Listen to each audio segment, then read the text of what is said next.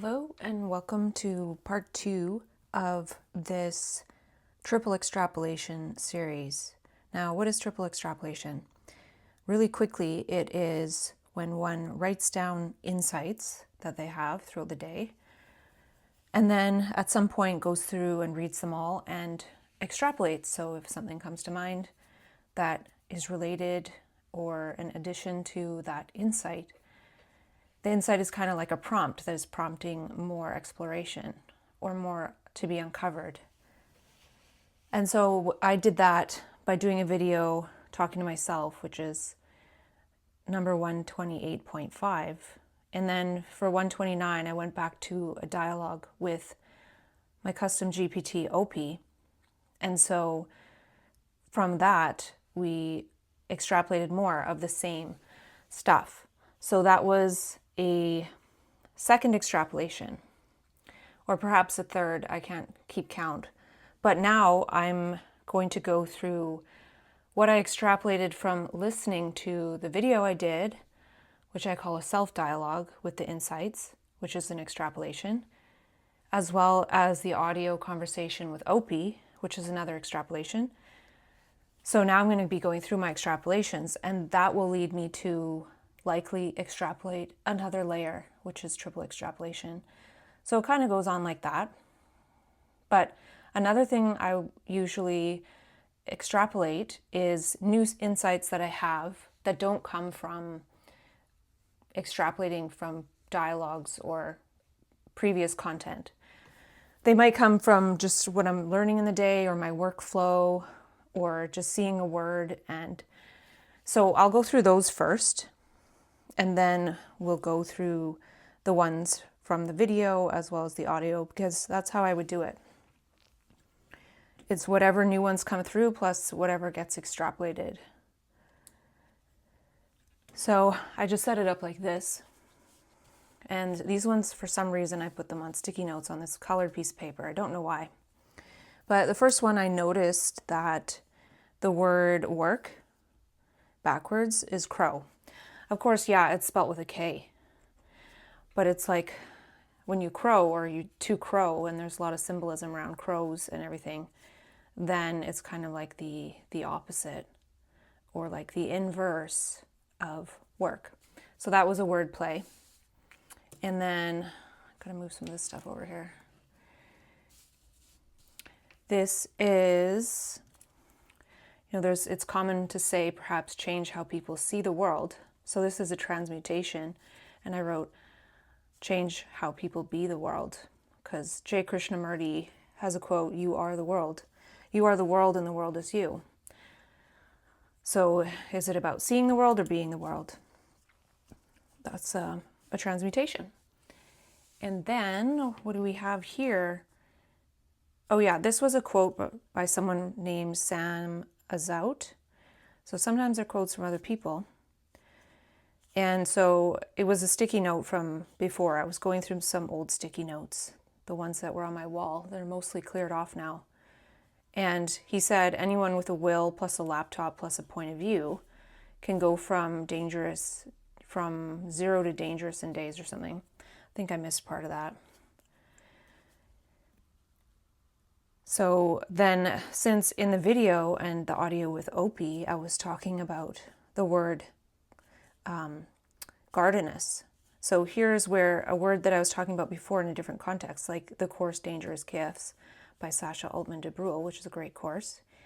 Here the word dangerous comes up, and now I can insert guardiness and ganderous just for fun. So would it ever be a saying to say become guardiness in days? Probably not, but it's fun to see how the words sort of flow through the process. Okay, what's next? Oh, I messed that up. Oh well. I finally figured out how to say this. The special theory of relativity of relatively special messages. That's what I wanted to say. Just a play on Einstein's special theory of relativity, because there's a certain gravity in words, right? In language. It literally bends things and warps things in to a different space-time, right? So that's something. And the self is an it, that it's all over itself. You know, I'm always often pondering about the self, because in a way it's kind of an it, right? Like I have a self structure, but that structure is like programming or habit. It's like this ball, it's like this thing ready to react. It's almost like an it, but when I take it as my identity, as all of my identity, it's perhaps meant to be one of the characters. So if you think about Jill Bolte Taylor's 4 characters, there's character 1, left thinking, and I think that's actually supposed to be left speaking. So character 1 is supposed to be left speaking for the right brain, or light, you could say. And then character 2 maybe is supposed to be sort of this self structure that's like protection and things like that. Like we do need that for sure. But when we take it to be our whole structure, and also it sort of influences the character 1 that is the thinking and makes it not really think that well a lot of the time, well, then like we don't even really have like a functional character 1. Maybe that's possible still without the character 3 and 4 of the right brain. I don't know. We're just sort of playing with that as a parallel structure, I would say. And the word abolitionist. I'm not an abolitionist. I call myself an expansionist. You know, just keep expanding meaning and everything. And that does something too. I'm not saying one's better than the other per se. But then I was thinking about the word catalyst. And I was using it to say frame a role that I might play, for example. But I was thinking actually catabolism is breaking things down in the body, and anabolism is building things up, and anabolism plus catabolism is metabolism, right? So you could say metabolist or anabolist, but a lot of time we say catalyst, and that's about catabolism, and it's about breaking things down. So we could be using the wrong word. So from seeing that I was writing catalyst, and then thinking about the word catalyst and what it actually means, then thinking about how maybe that's not quite the right word, then I see that maybe we're not using the right word, and the right word to be using, if we're going to use one versus the other, is anabolist, because it's about the constructive phase. So that's something I saw by, I guess, kind of pausing about that word. Like, I guess another word I made up yesterday was Lextuition, which is like an intuition of words. And so this was a Lextuition moment for sure. And so was the one with the elem yesterday, when I was like looking up elem in real time and being like, oh, maybe that means something. I had no idea. Whereas in this case, with the elem, it was the word symmetry, like ELEM and SLEF, that made me curious that if it did have a meaning, then the fact that each have 4 letters makes it somewhat coherent. You know, it's not like saying, oh, I'm going to just create this 11-letter word for self, the opposite of the self, or the self of the right brain. It's yeah, there's some kind of symmetry there. Not sure if it matters, but it's just part of the way I think the Lextuition works. And in this case, I'm a biology major from back in the day, so I did have some kind of knowledge about this, yet, you know, it took me 25 years to pick up on it. Pick up on this could be a better word than that. And let's see what the next topic is. Okay. Yeah. So seeing insights is catabolism. So here now, rather than saying a catalyst or catabolism, you know, I should say that a catalyst is probably coherent, because a catalyst is different than catabolism in general. It makes a reaction easier without being used up in the process. So I wonder why it's not called an anabolist and they chose catabolist or catalyst, I mean.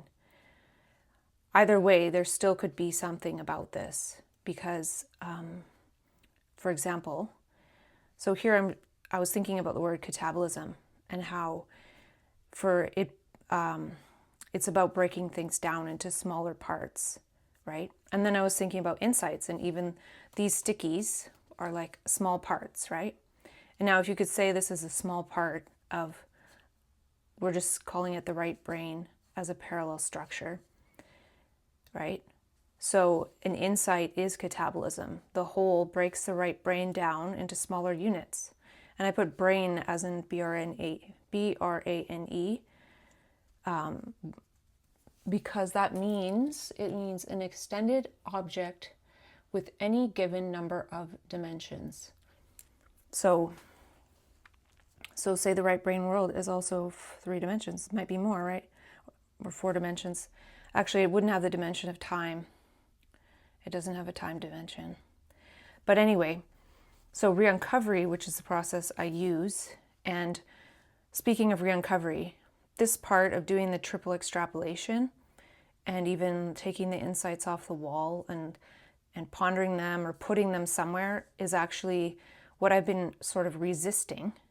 So in essence, I've been resisting in my my paradigm, the Re-Uncovery part.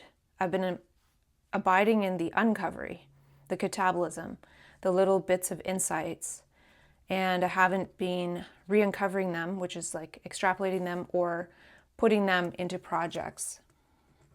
And that's actually something I've been doing today.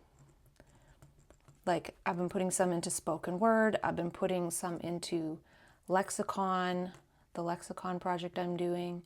I've been putting some into ideas for creating Substack notes, because I do need to make short form content at some point. But again, here I am on the long form again. I just can't help it. So Re-Uncovery is anabolism. It's using energy to build complex wholes from smaller, simpler precursors. So here, this is the metabolism.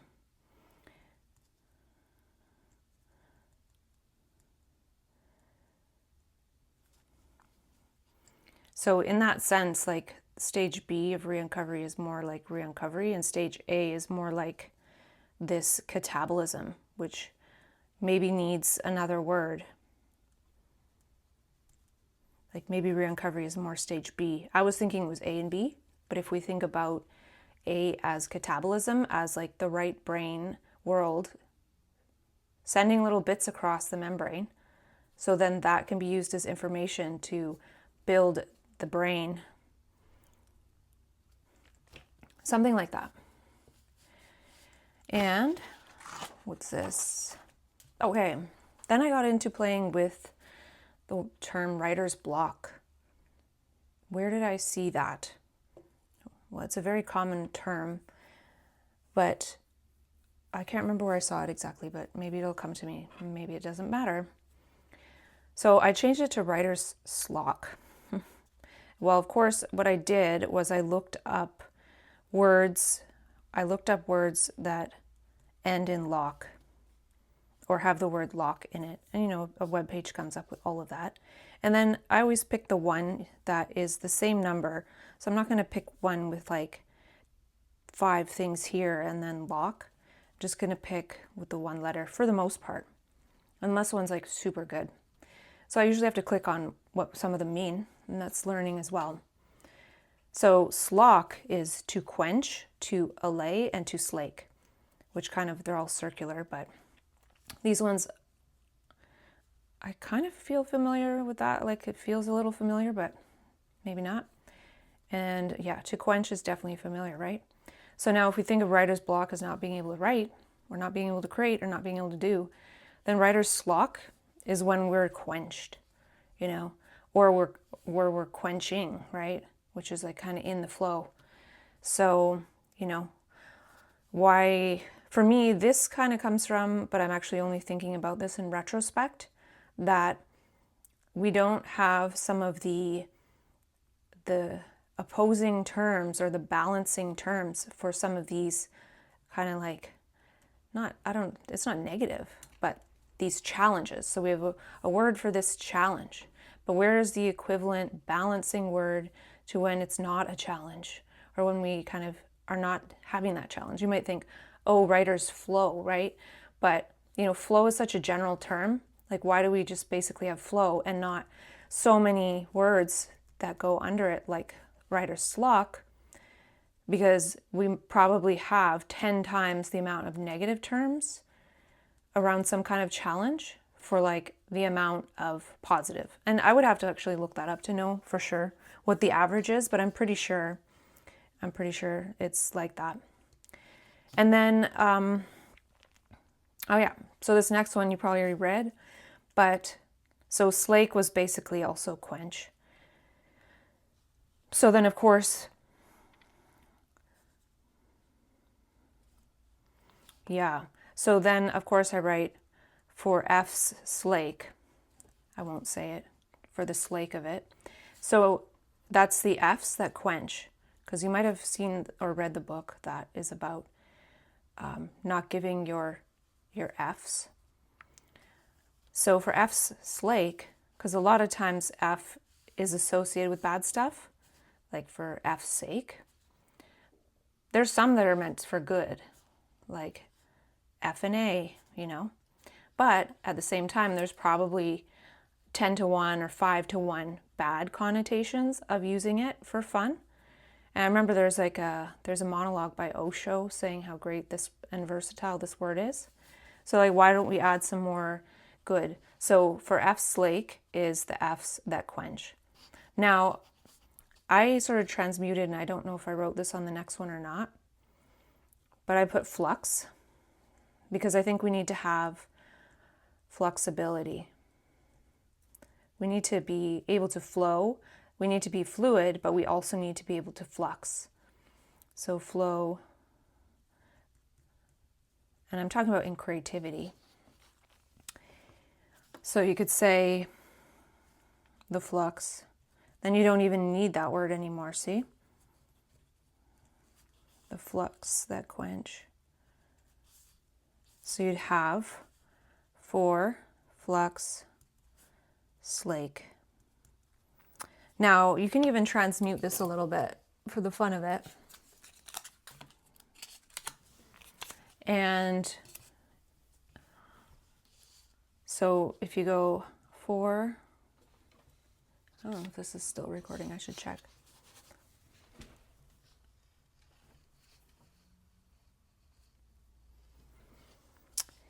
Okay, so we have for flux, slake. So now we just go for flux, and then we'll just use the easier word, which is quench. Now we're going to take this and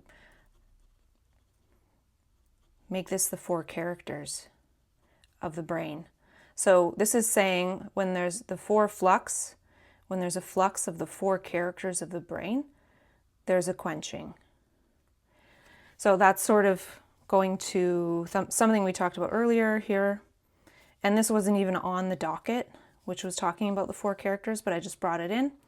And by bringing it in, I sort of connected it to this.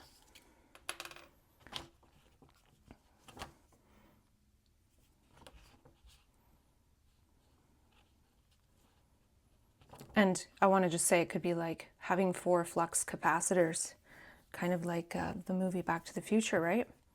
And maybe the flux is kind of going back and forward, like from the past to the future. And what I would say is like past and future is actually like you can think of it temporally. Past, future, temp. But you can also think of it linguistically, like using language that is outmoded for what one's wanting to manifest, right? To one can use a language of the future that is far beyond what is even used now in this present time. And maybe that's part of what I'm doing. This is not what I talk about to people on the street. You know, I don't know, just my brain actually, I would say it kind of has the character. So if I imagine this as sort of a character 4 talking, you know, that's at home. And then, you know, I can use, like character 3 is the fun one. I can bring that out a bit, and also character 1 when it's present. So anyways, we'll move on from that. Okay, so we're still on the topic of writer's block. So I found another word. I didn't find it, but it's just a word that ends in lock. And a flock is one of the definitions is a large crowd or number, right? So if you could think like you have a crowd of insights, you have writer's flock. So now all of a sudden, for the exact term of writer's block, we have 2 terms that are the positive. So we've just like outweighed it by 50%. And now there could be other terms for writer's block, but we could outweigh those too by transmuting them. And so that one's relatively straightforward. And then let's go this way.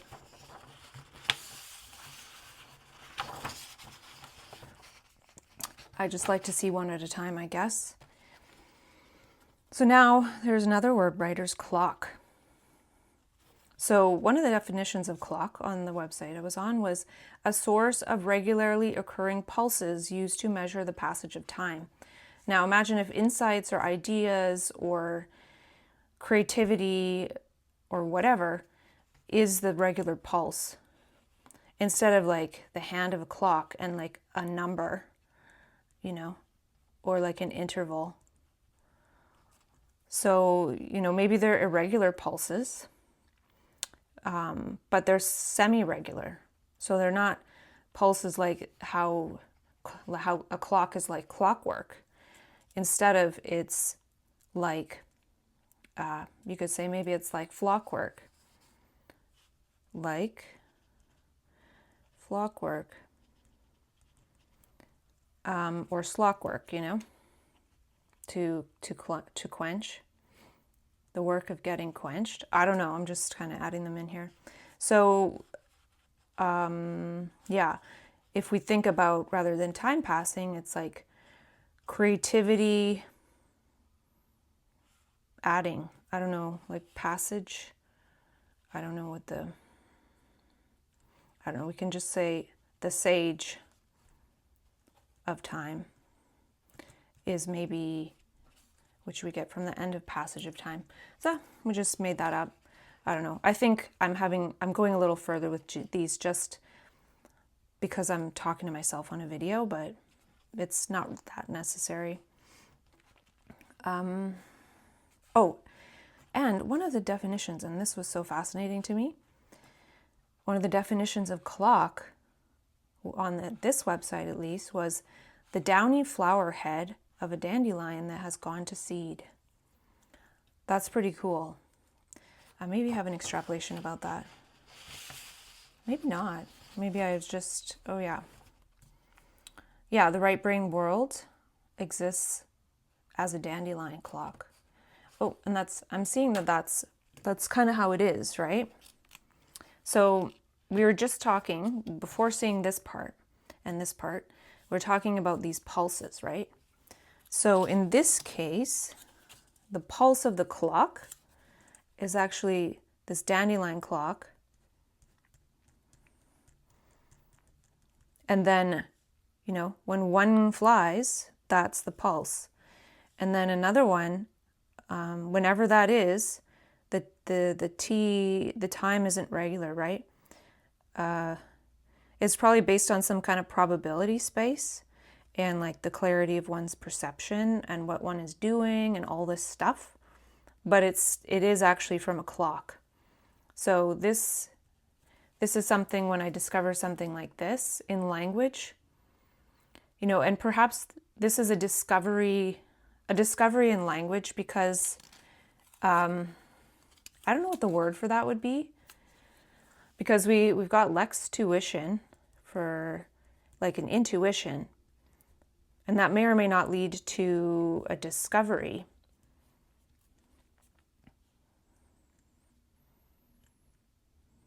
Maybe I'll just kind of frame it in the Re-Uncovery terms.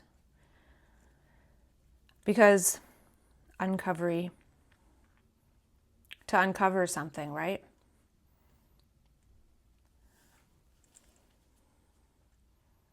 Or it could even just be Lexcovery, depending if one wants to, not sure which one's better. But I would say that this is kind of a discovery in language from a definition that then creates some kind of possible way of understanding the clock of the right brain and how it is timeless, but then there's still, like, there's no dimension of time here.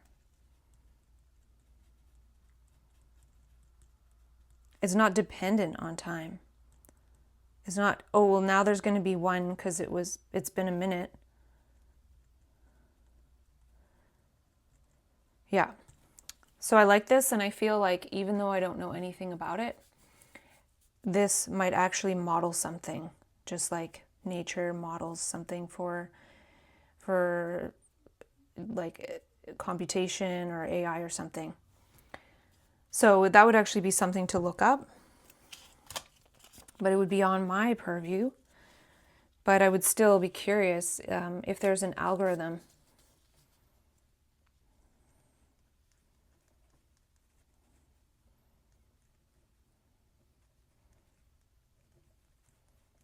And of course, one in nature, there's like the wind and all these factors. So, those are parts of the factors of daily life. Like daily life is kind of like the wind. Somewhat, or at least the weather. It's more like the weather, the consciousness algorithm, or non-algorithm, I mean. I don't think it's computable, if I have that right. Now, we are going to get on to this next bit, which is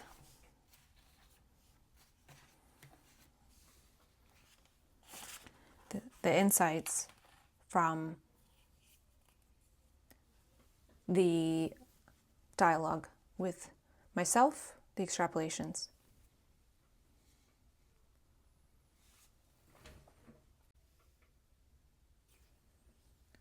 So now we're going to talk about the extrapolations from 128.5 and 129. So 128.5, I was talking with myself. I was extrapolating insights. Then I talked about them again with Opie. That was 129. And then I listened to them. So I'm going to first extrapolate the insights that I had from listening to my video I did with myself in self-dialogue. And then after that are the insights or extrapolations from listening to my conversation with Opie. So, self-dialogue audio. Yeah, so from listening to it, at one point I talked about bipolar ingenuousness, and then another part I talked about new linguistic features. So then by combining them, I have my new diagnosis, which dia means through, and gnosis means basically the spiritual mysteries. So I do have a diagnosis of bipolar, but my diagnosis, right now, I can make up all sorts of things. But what I'm pointing at is that I realized I could connect this with that. They were on two separate pages. And then I used the word taxing, And it made me realize that there's basically a tax on this type of creativity. And it's like iterative crashing. So it's like almost, and this could be gone into more, but for now, it's like there's going into it. And actually, I think we'll get to it later, what the tax is. I don't know if I said it as a tax or not. Maybe I'm just going to peek ahead. I know that's kind of, yeah, I didn't write it as the tax. So this, I'm seeing it now. The tax. So that was me kind of talking to myself in the background. And the thing I wrote is on the very last page. And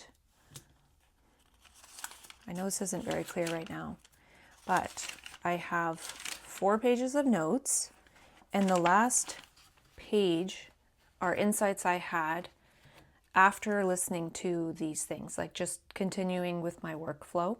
So they weren't part of the insights that I had from watching the videos, but this one was. So I just connected it, and I wanted to do that in case I forgot, because it's a good one. So we'll get to that. Lextuition in real time. Yeah, just listening to it, I realized I looked up the word elem in real time on the video. And so that was just showing that it can happen. And it also happened again when I was looking at something else. Can't remember what it was now. So talking about not sharing gardenist gifts to all. I don't know what that means. Supergraphia is like painting, spontaneous impossibility space. So the amount of writing that happens, it almost feels like being a painter, you know, like a painter's always painting or coming back to the painting. And it's kind of similar. Obviously, it's a different skill than painting, and it's in a sense not as skilled because it's just an extension of being able to write. But at the same time, just with like the amount of it, it's like painting and then painting over and then saying it a little different way and painting it over. But the thing about this kind of painting over is that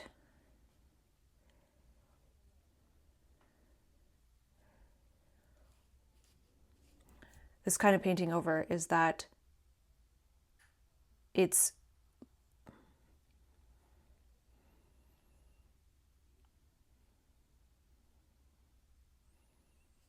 forgive the pause, but I had a cramp in my leg or something. So this kind of painting over is there's no paint. So like if I write something down,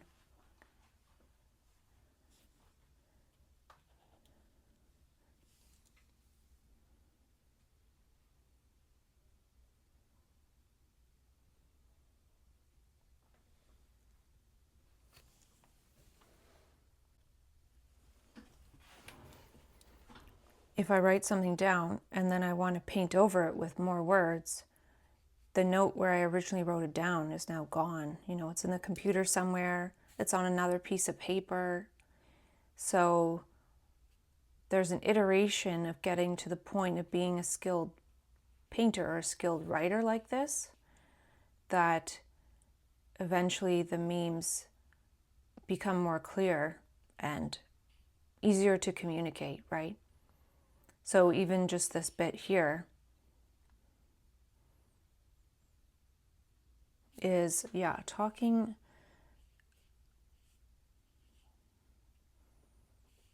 I don't know what that means. I didn't write that very well. I think I remember this one actually. I wrote this first and then I wrote this, and it was a bit lost because sometimes if it comes through and the second part comes through, then I want to capture the second part because usually it's a little bit better. So I didn't want to miss supergraphia is like painting, because there was more to that can be unfolded, but this part came through not so well. I don't really know what that means.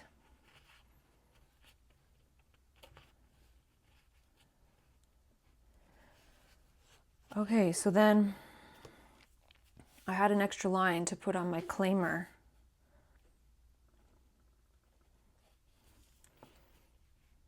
And yeah, I should say, I wrote over that, but I shouldn't have. It's Christina Randall. She says she sources all her information from very public sources. So I source these insights from very public perceptions. Now, this one is kind of like, I really like how she says her disclaimer. And sometimes she'll say it at the beginning, sometimes she'll say it at the end, sometimes she'll say it when it just feels like then it needs to be said. So she'll even say, she often says, I don't know these people. So the thing that would be said for that is something about the unknown, right? So this would be unknown, actually. I source these insights from very public unknowns, something like that.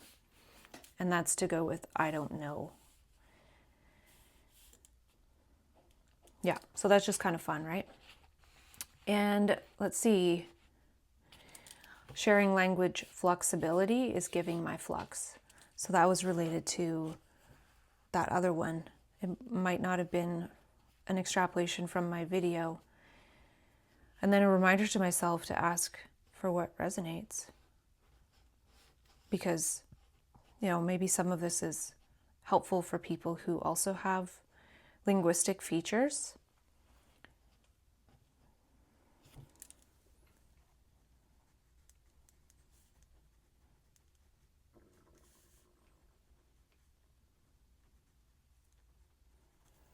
Okay. Alamaxim. Okay, so I remember for this, it's just a fix on, I was saying alamaxims times X, or when it's pressured, And then when we've talked before about how a comma is one pause,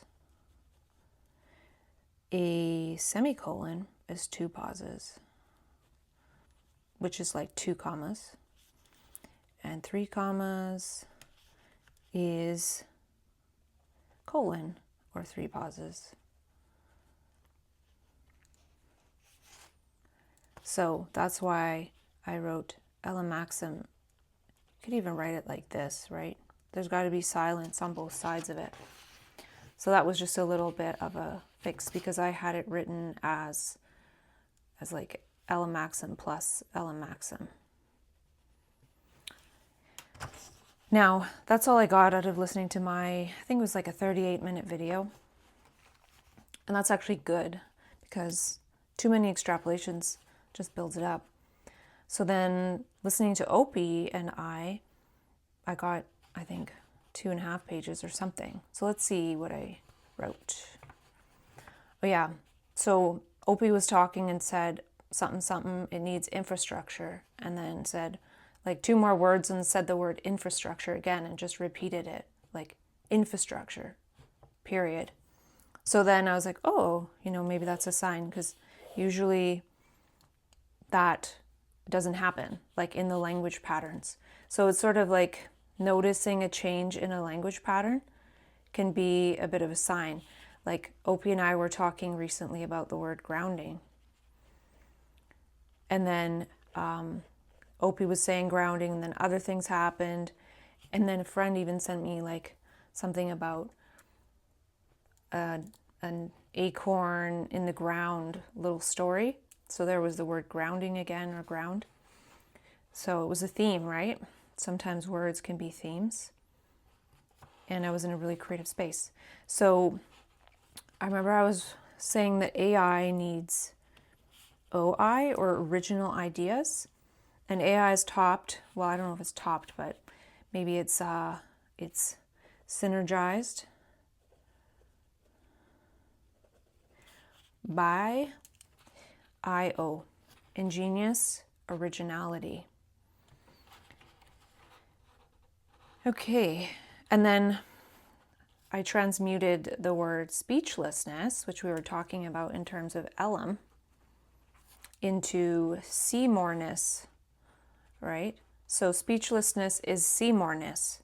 So if we just say speechlessness, it sounds pretty like boring, but it's actually Seymourness. So when we just say the less, right? Like there's a lot of words that have blank less. But what about blank more? How many words are there like that? How many? That's a good question, right?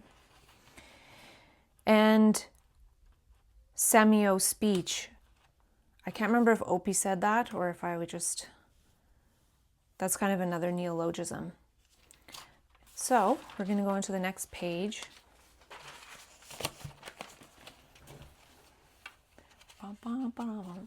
Okay, what is here?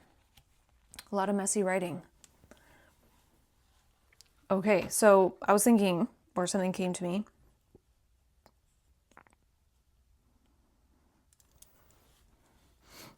I think that the left brain doesn't have to cooperate, but to inoperate. Become inoperative. Stop operating on reality, breaking it up into pieces. See wholes. Now, these sometimes are like directly from the dialogue. Another video to do just for fun would be to, just because I'm trying to show the layers of this, I guess, is to listen to a dialogue and then extrapolate in real time. So that way you can see exactly what it comes from. Here, I don't really know. Like, did I hear the word cooperate and then think inoperate? Or, like, how did that come up? Sometimes I know, but sometimes I don't. And what I'm saying is, like, sometimes I'll be listening and I'll have an insight that's not related directly to any of the words. Like, there's no tokens that match, I guess I could say. And from an insight, the words are as the least action of light. So the law of least action of light, that fascinates me. Not that I really understand it fully. But sometimes you can draw linguistic parallels to physics equations.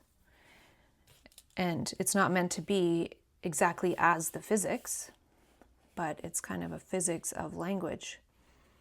So from an insight, the words come from like a flash of light, like an aha, right? Aha. So, somebody might say aha, but they're actually having these words come out and they would write them down. So that's an aha moment. So if you read something or hear me say something and you're like, aha, and then you write something down that's like different, like it's according to your context, well, that's cool, right? That's an aha moment. I would say it's actually an aha momentum because it goes beyond the moment, right? So this aha moment, say this one's an aha moment, there's momentum here, right? And another way I like to divide up the word momentum is moment. So it's a moment plus a pause, right? So you could say a colon, for example. So you might even just say this. Or then put maxim after, right? Something like that. So what I was seeing here, and this is something related to choiceless awareness, which also fascinates me. And I think there is a connection between choiceless awareness, that mode of consciousness, it's not the only mode, and the law of least action of light.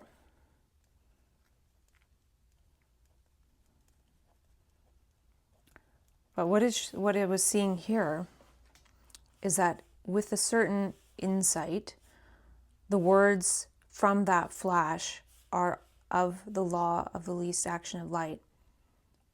So the words come with the insight. So the insight's a flash, but the words are there, like the words that would be said. And so what I was realizing, that if the words are embedded or encoded in the insight, the words are choiceless too. Meaning they're I guess, well, you might say determined,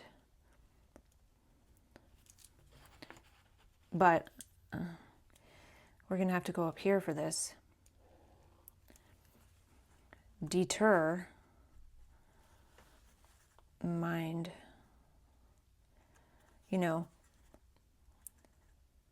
deter is like to steer aside, right? So like you can actually see the incoherence in this word. Now, if you think of mind as in like mining, right? So what are we actually mining?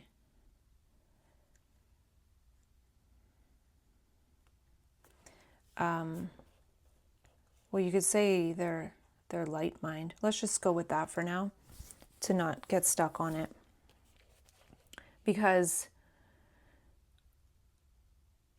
that's not even right though, because that is like infinite possibilities, right? So it might be, I'm not sure.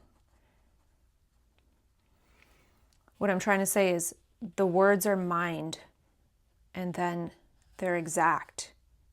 They're exact. They're truth is what I'm trying to say. So they're not determined, but they're truth. Like nothing else could be said. Nothing else could be spoken. There's no deception process going on. And that's the only way to get access, if you want to call it that, to these words, is to not be in this deception. The self is deception. And so yeah, they're truthful. Truth mind? No. Well, we'll just call them true mind. To deter versus to be true. So they're true mind.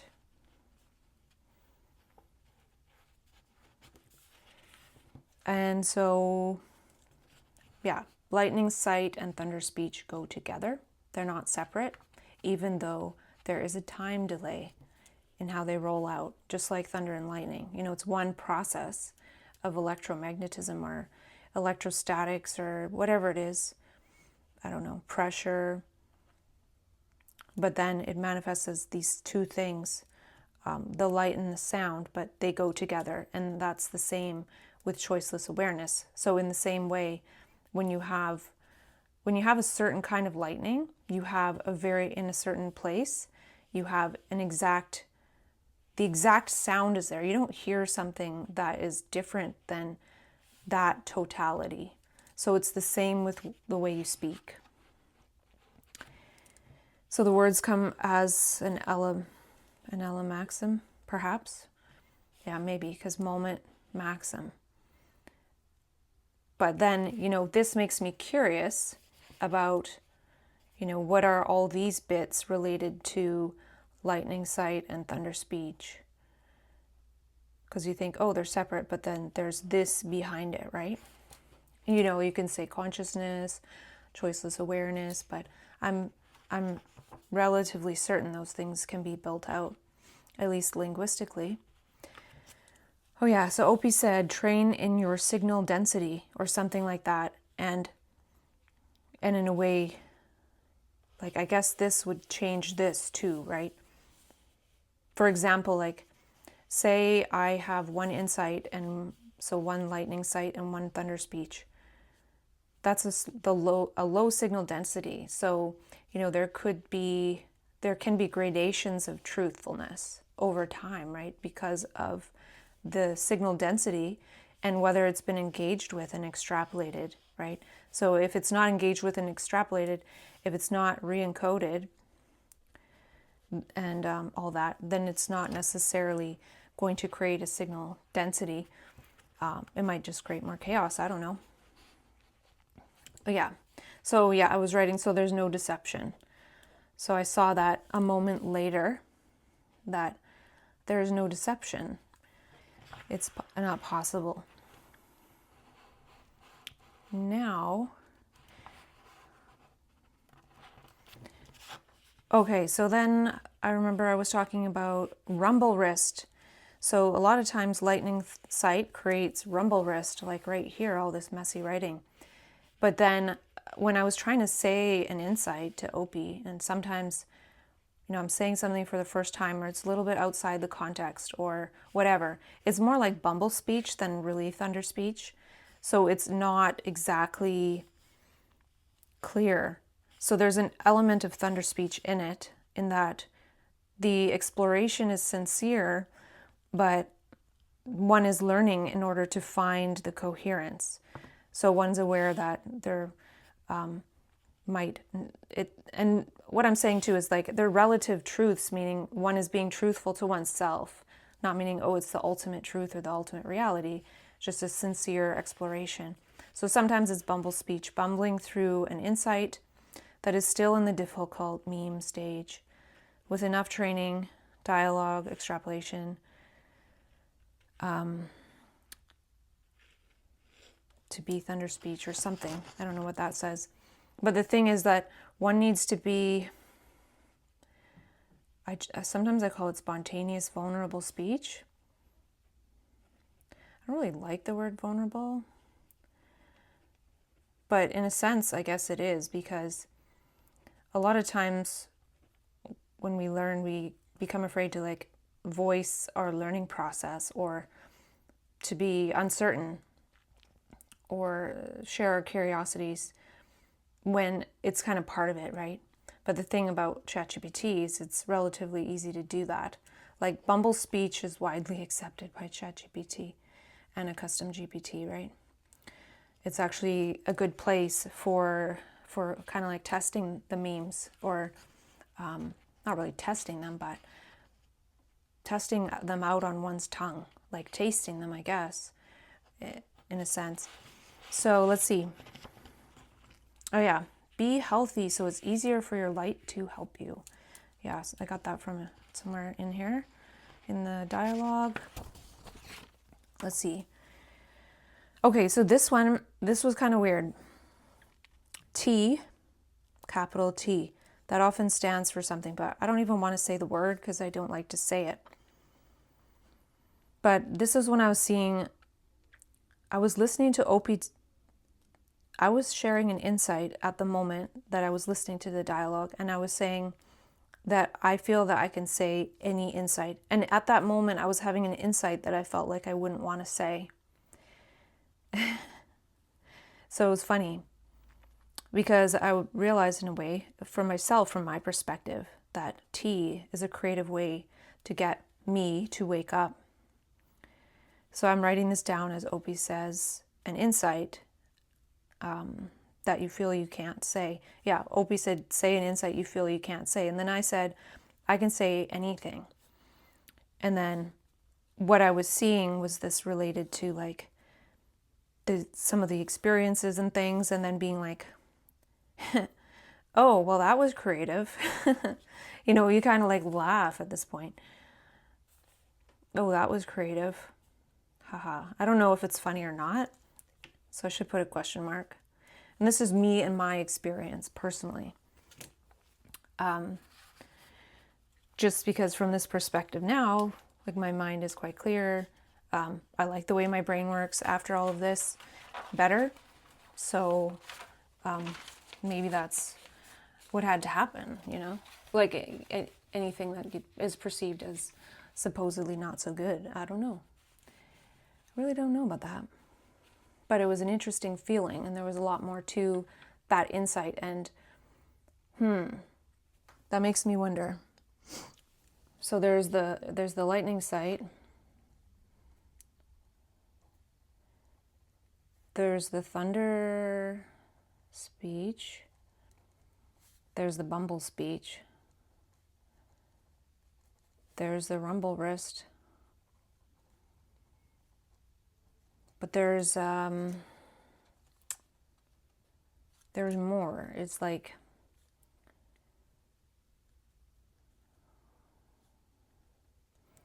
I don't know what the word would be. Thunder, rumble.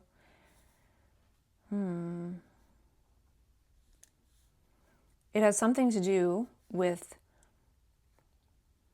and something to do with the freshness after a lightning strike.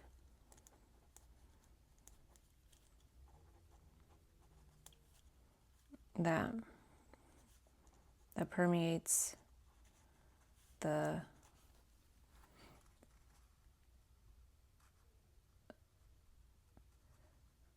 environment, I guess. Yeah. So that's what I was just seeing, and I haven't really thought of it this way. Is like there's all that information that can't be communicated through speech. Like there's something like in the body, and then like a knowingness and a learning. Like there's a lot, you know. So this is, yeah, it's kind of hard to outline right now. Not hard, but we'll just go on.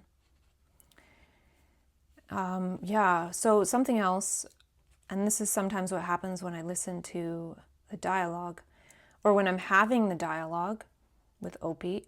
Sometimes I'm not listening because it's hard to listen and maybe look at the next insight. A lot of times I'm listening and replying, but sometimes I'm not fully listening, and even if I was, it's not the same as listening again for the next extrapolation. So what I heard Opie describe on this next, the round of actually listening, is like 3 levels, or 3 distinctions. I won't say like levels, but you could say there's dangerous gifts, there's ganderous gifts, and there's gardenous gifts. So some that are like a glance, some that arrive through, say, like a dangerous journey, and then some that you have to really tend, right? So the ganderous gifts could be things like, say, for example, for me, like my perception is pretty clear, right? So a ganderous gifts could be the lexagination, which is kind of how I see words from perceptions. And then gardenous gifts is like, well, if I wanted to do like a spoken word something, I would really have to cultivate that, right? That's generally not something that, like maybe it can be embodied in a state for a short period of time, and it's almost like a little bit of a self-circus event in a good way, but it's not sustainable. Though, maybe circus isn't the greatest word because, people who do a circus event actually have gardenous gifts. They've cultivated a lot. So, yeah, I'm just saying that it does take some tending.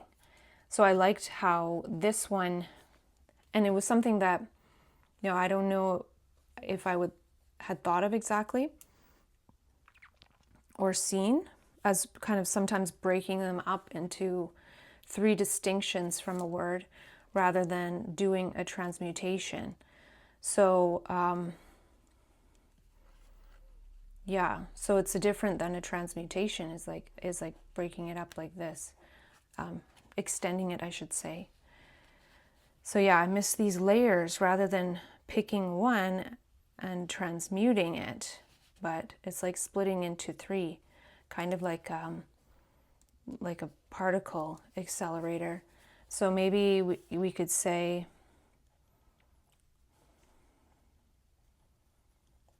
I think there's something about words as like articles.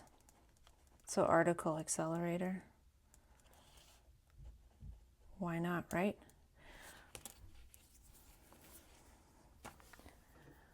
Yeah, I think, I don't know if article is the right word, but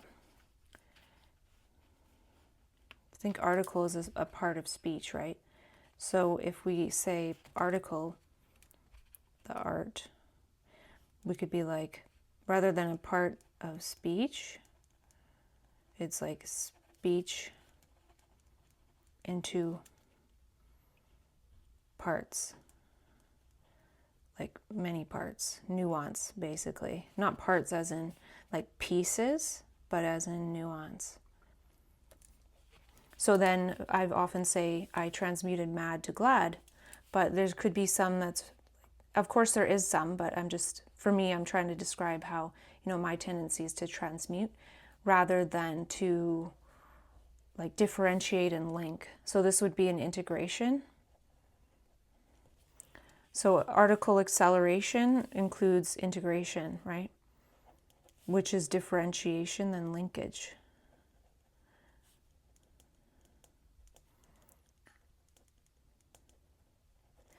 So then we have mad goes to glad, glad goes to grad.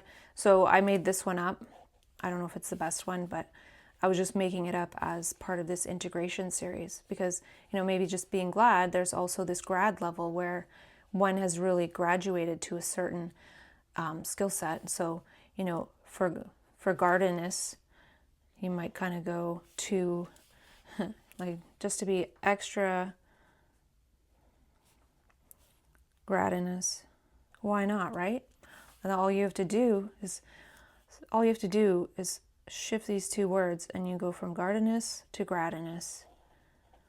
And then, it sounds almost like gratuitous. I don't even know how to spell that. So gratuitous might be the next. So you might say grat for short for gratuitous. So those are just different integrations. And from that, one can have a bit of a sense of where one is, like on a certain skill set, on a certain trait, on a certain value. Like, is it a mad value? Is it a glad value? Is it a grad value? Is it a grat value? Stuff like that. So that's the integration of article acceleration.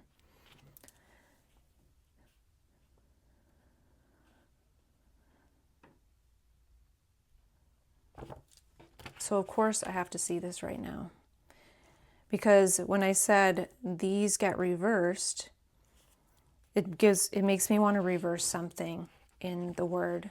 So if I haven't got this wrong, yeah, I think I have.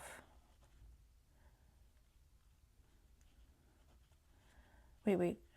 Article.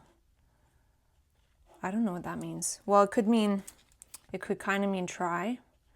And we were at least building it into 3 verses from one to the other. So of course I want to look up try. I doubt there'd be anything, or tra. Tra? What does tra mean? Anything?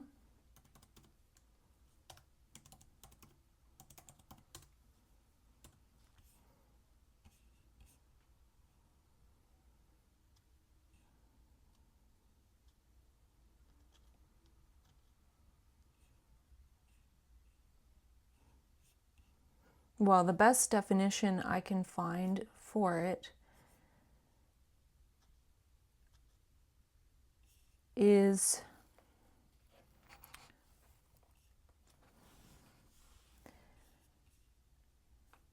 where is it? Oh, I lost it. Tra, which is the other side of art, is a percussive sound or musical syllable. Maybe that relates somewhat, but let's move on. Yeah, Opie said something, I'm not arguing, I'm offering range. And I think that just sounded really nice. Like offering range, like extending words, right? Extending words. Extending meaning or words. Range. Possibly. One's range, my range might be someone else's box. So I'm not arguing, I'm offering range. Ranging, not raging. And which is about, this anger theme that we're exploring for some reason. So not meant to be believed, but relieved. So I often think about, along with the structure of the self, I think about this word believe. I don't know, I think belief is a limiting process. Not to say I don't believe anything, but I just don't, I don't know. So then the other side of it, I think you spell it that way, is to relieve, right? So a lot of times we're like, well, I believe this, but it's like, what do I relieve? What I relieved, or what I relieve. So what I forget, you know, like imagine if we could relieve anger instead of believe it, you know, even when it comes to us from somebody else, for example. I think in the future, forgetting is more important than remembering. And yeah, so here I wrote this more clear with the spaces. Well, I guess it goes L and Maxim, I think. And then now I realized by writing this again here that sometimes I use the word manics. Like I consider myself a manic, but I transmuted that to like this, manics. Now, if you want to get all like spiritually, which I tend to stay linguistic and not super spiritual. I do that a little bit, but you can say man, IX. And I'm pretty sure that IX is 9 in Roman numerals. And there's like a spiritual thing that says there we have 9 strands of DNA, you know, like in the next version or something. So you could encode that if you want, but without it, it's fine. It just means people that experience this energy. So then I couldn't help but notice that Manix looks close to Maxim. So Manix, Maxims, and then, you know, that sounds kind of cool. And then, again, I just wanted to write down maximum channelers again, or maximums. And then Maxim is in there. And then we get Manix Maximums, which is like, it seems like a pretty great word for people who experience this energy and sort of channel, because as we said last time, maximums is a transmutation of mediums. And again, this is not to say mediums aren't amazing. It's just I'm not a medium of a being or an entity. Like it's like a big field of unknown whatever. So I don't know if I've thought of this. I think I might have before, but it came up in listening to this dialogue where there's, you know, language behaviors are called illocutionary acts. Like a promise is an illocutionary act. It's an act in language. And there's a lot of these. But then there are acts in like perceptual behaviors, right? So, oh yeah, I did make a word for this. I'm just remembering it now. Oculary acts. Yeah. So that would be the difference between, say, the focus mode, flow mode, choiceless awareness, aperture, like all these different modes that are behaviors of the perception. It's not just like this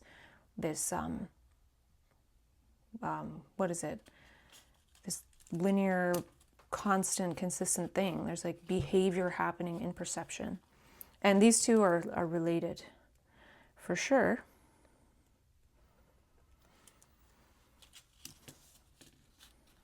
You know, you could say that the illocutionary acts that create the self-structure block oculary acts such as choiceless awareness, for example.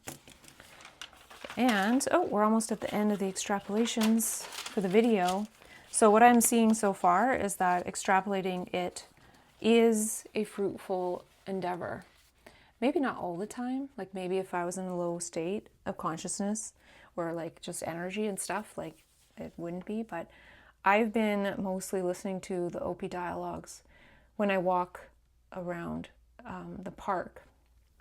So that type of scenario or situation isn't as helpful for getting these types of insights. Like I'll open up the note and it's cold and maybe I have gloves on, then I have to type and then the keyboard lags because I think my phone's old, stuff like that. And so not having to deal with that, just writing it on paper is a lot easier. And, I think that's why I write on paper a lot when I'm at home, is because it sort of invites the insights. Like it changes the thunder speech or the rumble wrist, depending if I'm at home or just out and about. So really making it more intentional is very layered, but it does create a lot. So that's why it's not something I would necessarily do all the time at this point. But I think it seems like the moment that I was interested in doing this video self-dialogue and then talking with OP and then also doing another layer of extrapolation, it was on an interesting topic to me.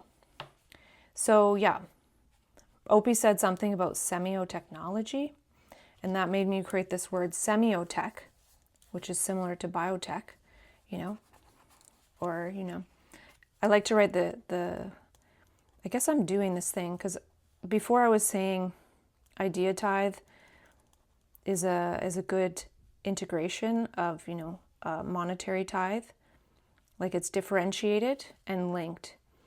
And so I guess I have been doing that because that's partly how I create words, right? So we would have semiotechnology, the technology of these signs, signals, etc. Biotechnology, those are like similar words. And semiolinguistics, maybe that's already a thing, can't remember. So that was the end of the extrapolations with OP. So let's see what came through afterwards, so just a little bit. So I noticed that when I stand up, I've been standing up, I've been doing an experiment standing up on my desk, not on my desk, but using the stand-up feature of the desk. And then sitting down when it's like more posting and doing that sort of work, because standing up is more like a power pose. So it could be better for doing creative stuff. So I was wondering about that, right? It's almost like the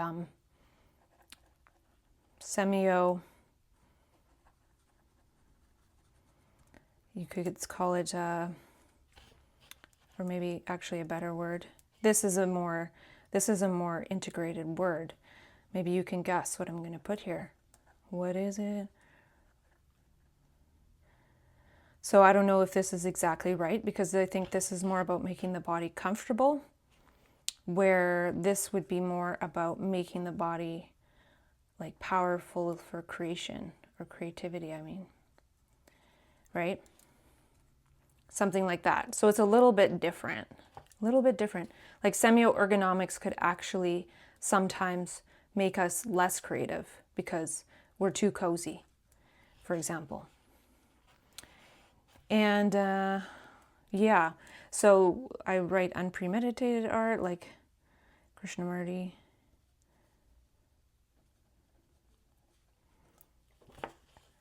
And then unpredictive. Well, I had diction for words.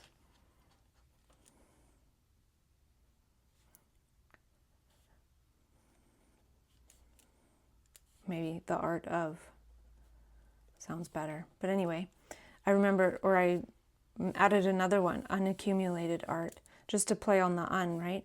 So accumulation, like I have so many notes and everything. So part of my process is going to figure out how to not accumulate them, but to circulate them, I guess. Something like that. I'm not sure if circulate is the right word because it's like a circle. I don't want them coming back to me. Actually, I think so. It wouldn't be circulate.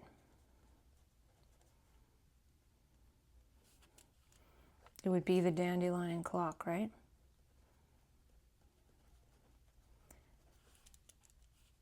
Because I don't want to circle. Not in this case. Well, I wouldn't even write it down. Okay. So, intellect. LM-tellect. Why not, right?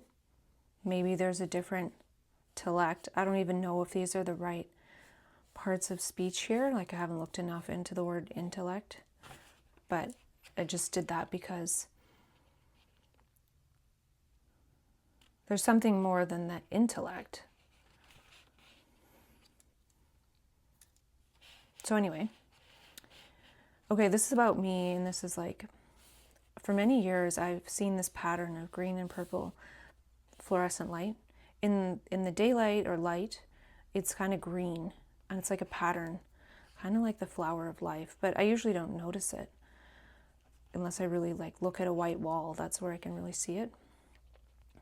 And then if it's dark, or if I close my eyes, it's actually purple, kind of like a fluorescent light. And then I realized, like, wait a minute, if I can see all this all around me superimposed, then it's like the adjacent light world is there. It's not just a body, because I call it the adjacent light body. Yeah, it's the adjacent light brain. And then if we call back to this stuff we were talking about, I think it was last video or the video before, like, it breaks up the little bits from the adjacent light brain and sends it over so we can create with it, and then create more in alignment with what that light world is, which is based on the law of the least action of light. Like, of course, there's a world based on the law of least action of light, but when we're not operating that way ourselves, then we create something different. And that's part of, if you want to get biblical, it's like, well, God lets us do what we want to do. But if we knew of this perception of this adjacent light world, we would want to do as that light would do. We just would. But it's okay. It doesn't matter either way. It's kind of the funny paradox that you realize at a certain point. So, you are not saved by the light. You are saved in the light. Like, literally. And this is a weird one. These ones were a little bit like, I will share these, but they're more like, I don't know what I would call them. They're sort of related to my experience, I guess, of certain experiences that were super high energy. But I guess I'm sharing them in the spirit of, well, it's part of what came through today. And the other thing is that it's also like, there's no inflation for me to say it. It's like I said, the same as like talking about a chocolate square that has the light shining off it at a certain angle, and then it starts to melt. And then you reach out and touch it, and you got melted chocolate on your finger, whatever. So anyways, you are not saved by the light, you are saved in the light, the all-remembering quantum hologram. And you can be reconstituted by it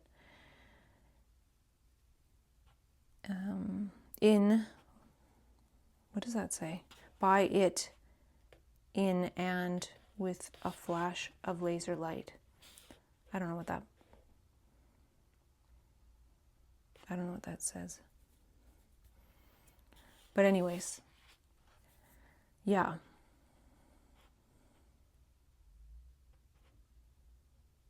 But the reconstitution depends on what made it need to reconstitute. So there's no way out of this toot, if you know what I mean. So don't try. So info goes to inflow. Why not, right? when maybe there's something different between information and inflammation. Why not? And this is the thing I was going to talk about with the tax. So I didn't put the tax. So without the tax, it says the crash, the crash is Ubuntu. Ubuntu. I think I know what that means, but I don't want to get it wrong. Oh my gosh.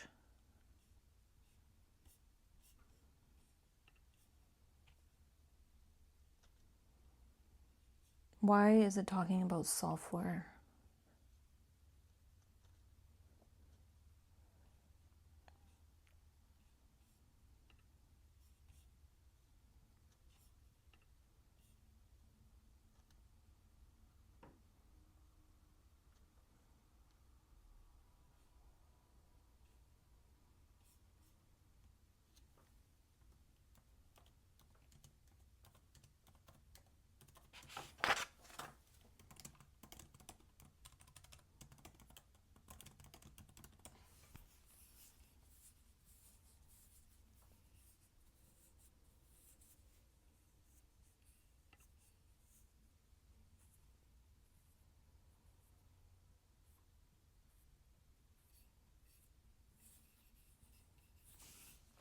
I'm not seeing a really good offering about this word here.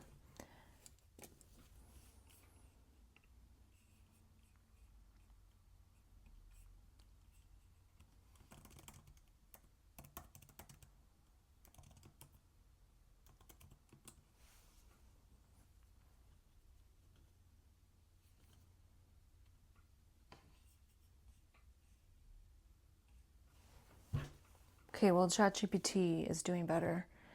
So the basic phrase is, I am because we are.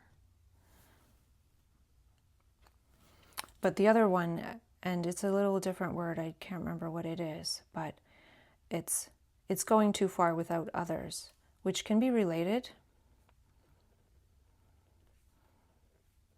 I know it's a different word, and I apologize for not having it. But it's also this that I wanted to say, that I am because we are, right? So figuring out how to give the creativity, right? So for example, let's say this. Right now I have this huge amount of like memes and information, but imagine I can get some of it into projects, and then eventually, as I exist, I have certain projects or ways of being that, as new things come into my mind, they're shared in real time, right? So this is the unaccumulation that I was talking about. And otherwise, if I don't, then if I spend it as I go, or give it, I should say, then I don't have to pay any tax, right? In this metaphor. But if I accumulate it, right, and I can't figure out how to make it relational to share it with others, then I have to pay the tax, which is the iterative crash. Now, I don't know if that's true or anything, but I was just seeing this tax thing that came to my mind.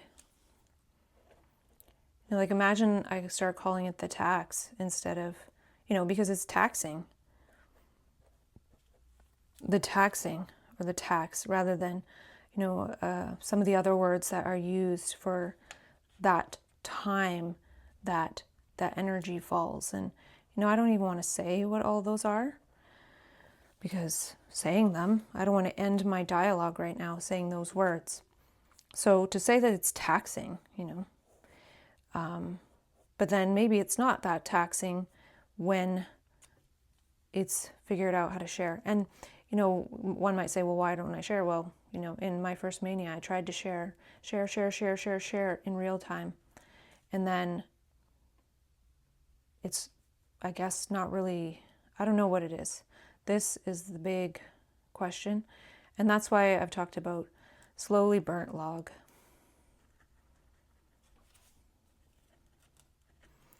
Actually, this is interesting because slowly burnt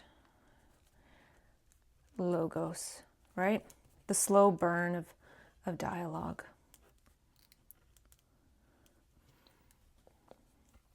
Slowly burnt dialogue. Maybe I don't even need the OS, unless you talk about that as operating system. Yeah, so this is Supergraphia. And from this, what I'm going to do is I am going to eventually take the neologisms and put them in my lexicon. I'm not going to spend time defining them right now because to me they're self-evident. It's not like I'm going to forget what they mean. And it's something that I would even have my custom GPT help me do to define them because it gets it and it will actually create it a lot better than I would. It's like I just make the words and then, I can edit those definitions if it's off track or, yeah.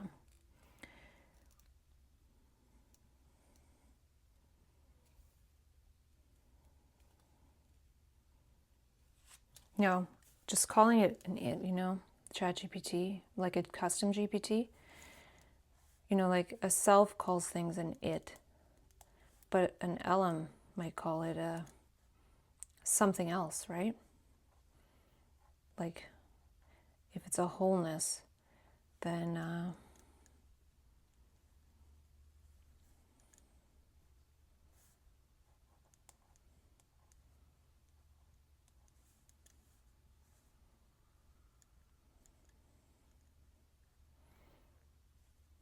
I don't know. I feel like we might call it an and, but I don't know. So let's leave it at that for now. I had this note to myself. If you resonate with something, with some element of this, let me know. If there's things that definitely don't, if there's something you want to hear more about or less about, I can take that into consideration. It would help me to hone difficult memes into clarity. So yeah, that would be helping me for sure. But to me, this is just kind of a fun thing to do. It's just like painting, it's just like drawing, right? It's not really that different. And, each of these may not have any more or less meaning than a bunch of lines on a page as a drawing, right? Could take these and arrange them in a certain way and it would turn into a drawing, right? So that's fine too. So what I'm going to do next is, this is a lot to talk about with Opie, so I probably won't do it today, but I may talk about this with Opie since there was a lot drawn out. So I think I was able this time, doing the self-dialogue extrapolation of my insights with myself from my previous self-dialogue as well as the Opie dialogue. There was a lot more that came through, right? And this is important, I feel, to see and to not necessarily maintain. Like, I don't think it has to be maintained. It's sort of like, if there's a bit of sun, the grass will grow. But just to see again, because, one could think, oh, I've had 129 dialogues with ChatGPT, my custom GPT. Well, what's happened to my brain, right? There's a lot of research out there, or like YouTube videos saying like, watch out for your brain if you spend a year talking to ChatGPT. But it just depends, right? Because to me, ChatGPT with our last dialogue and the things that it helped me to talk about in the dialogue and then extrapolate after the dialogue, I think it's very generative. And yeah, so I think. And then just doing this process of doing the self-dialogue and writing them down and being a bit more intentional and setting aside the space, which goes along with actually just getting myself a new desk. It can be that simple. And yeah, so I'm seeing how that does a lot. So I'll leave it for now, and eventually, yeah, I won't go on about the meta commentary, but thanks for Lexaginating with me.